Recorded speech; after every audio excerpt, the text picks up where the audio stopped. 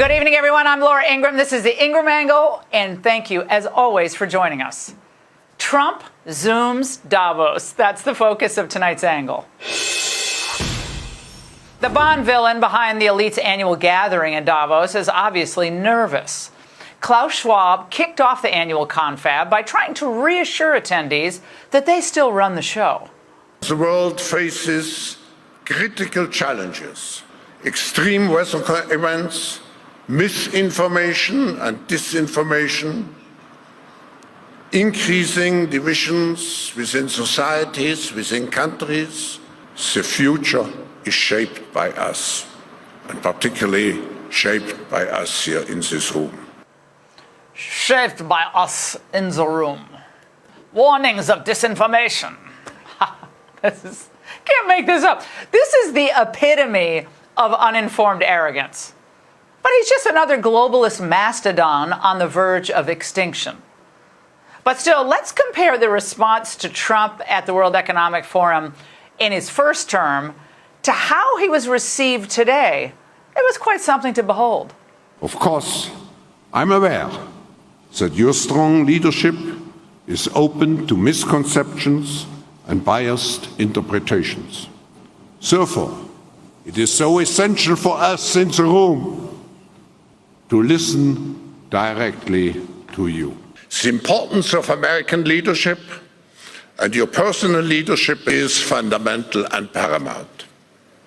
We are here to hear your vision and policies related to revitalizing the economy and addressing the global challenges. Well, so it goes from tolerating Trump at Davos, that first soundbite, to kind of, well, acknowledging grudgingly that he's a force to be reckoned with.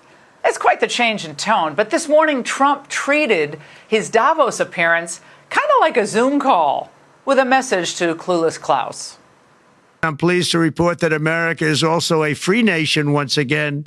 On day one, I signed an executive order to stop all government censorship.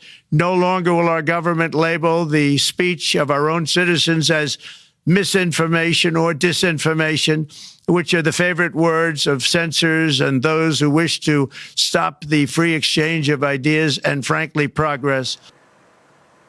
It was so refreshing to watch from beginning to end. It was Trump's message stood really in stark contrast to the Davos dimwits on almost every issue. And remember, they are not going to stop fighting as much as they can to destroy gas-powered cars, the entire oil and gas industry. Our fossil fuel addiction is a Frankenstein monster, sparing nothing and no one. All around us, we see clear signs that the monster has become master. Lofty rhetoric. But the real monster scenario is found in the world where they have all the power and individuals in free nations are forced to submit. Well, Trump's going to have none of that. I terminated the ridiculous and incredibly wasteful Green New Deal. I call it the Green New Scam. Withdrew from the one-sided Paris Climate Accord and ended the insane and costly electric vehicle mandate. The United States has the largest amount of oil and gas of any country on earth, and we're going to use it. Greenheads were exploding from the Swiss Alps to China. Of course, China is banking on its ability to totally annihilate the American automobile industry by sucking us all into electric vehicles. Now, on trade, Trump was just as blunt. The EU treats us very, very unfairly, very badly. They don't take our, essentially don't take our farm products, and they don't take our cars, yet they send cars to us by the millions. They put tariffs on things that we want to do. We have, hundreds of billions of dollars of deficits with the EU, and nobody's happy with it, and we're going to do something about it, but nobody's happy with it. The agenda is now and always will be America first. My message to every business in the world is very simple. Come make your product in America, and we will give you among the lowest taxes of any nation on earth. But if you don't make your product in America, which is your prerogative, then very simply you will have to pay a tariff. But it wasn't just business issues tackled at Davos. The gender benders they're also panicking that they're losing power. Now, who knew it was a global priority to protect drag shows? What we've enacted is free speech for algorithms, not free speech for citizens. We're seeing an uptick in violence in the United States against LGBTQ people. It's everything from attacks at drag shows to trans women being murdered on the street. And once again, Trump beamed in and laid waste to that insanity.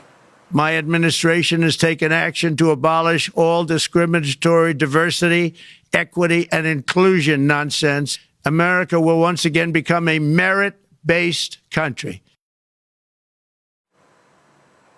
My favorite part, though, was when he chose to address the CEO of Bank of America directly.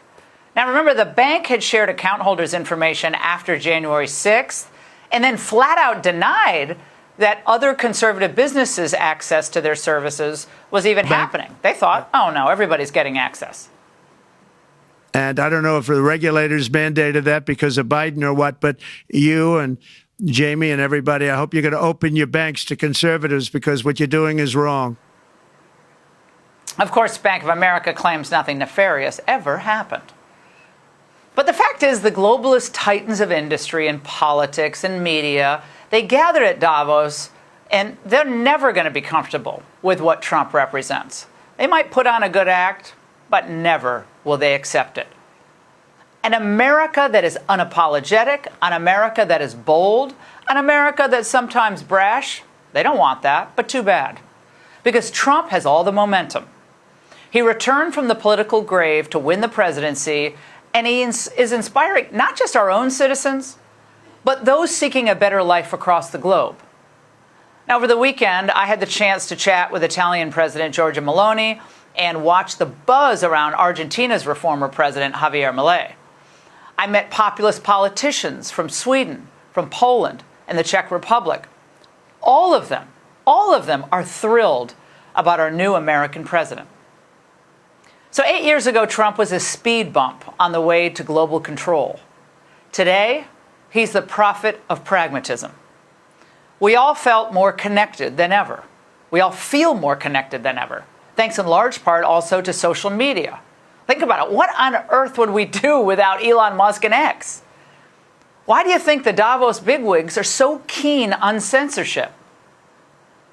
Trump's Zoom message to all of them who thought America was on her heels, who profited off the decline of the American worker, is clear. Your schemes to control us, to censor us, to rip us off, to shame us are over. You're officially on notice. And that's the angle.